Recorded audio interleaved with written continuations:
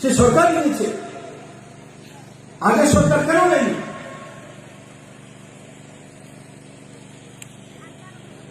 আজকে আমরা 6টি ডিস্ট্রিক্টের মধ্যে তাদের সঙ্গে কথা বলে এবং যারা স্থায়ীভাবে ত্রিপুরাতে রয়েছেন তাদের সঙ্গে কথা বলে তাদেরকে স্থায়ীভাবে রাখার বন্দোবস্ত,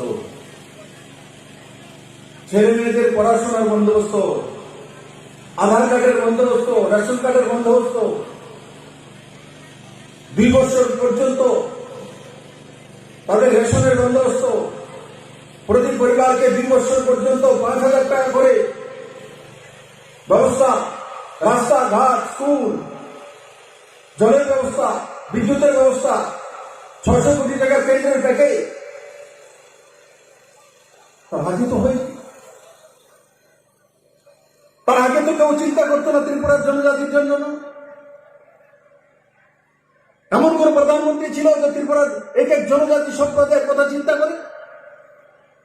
এমন কোন গৃহমন্ত্রী আছে? যখন দিল্লিতে যাই বসি, তাদের গৃহমন্ত্রী বলেন, माननीय मुख्यमंत्री आप छोटे मोटे चीज मत देखिए, ये लोग गरीब है, इनको मदद करिए।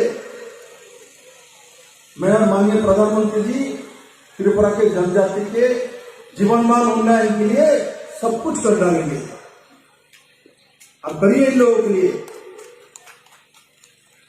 ऐसे प्रधानमंत्री गृहमंत्री कभी देखा त्रिपुरा ने?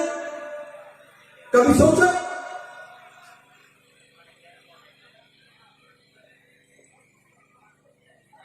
আমরা ভাগ্যবান যে আমরা এমন একজন প্রধানমন্ত্রী পেয়েছি যিনি ছোট্ট রাজ্য ত্রিপুরার কথাও চিন্তা করেন, বড় রাজ্য উত্তরপ্রদেশের কথাও চিন্তা করেন। কিন্তু তার আগে আমরা যে প্রধানমন্ত্রী বা রাষ্ট্রীয় নেতৃত্ব অন্য পার্টিতে পেতাম, নর্থ ইস্টকে মানে সেটা ভারতবর্ষের এক সাইডের প্রান্ত, তার বিষয়ে চিন্তা করার দরকার নেই, তারা পিছিয়ে পড়া প্রান্ত। আজকে মাননীয় প্রধানমন্ত্রী সমস্ত কেন্দ্রীয় মন্ত্রীদেরকে নির্দেশিত করে রেখেছেন যে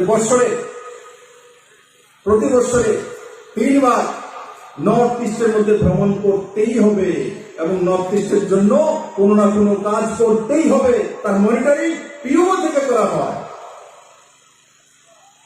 আর তার পরিণাম নর্থ ইস্ট বাসীও দিল খোলে নরেন্দ্র মোদীকে স্বাগত করেছে।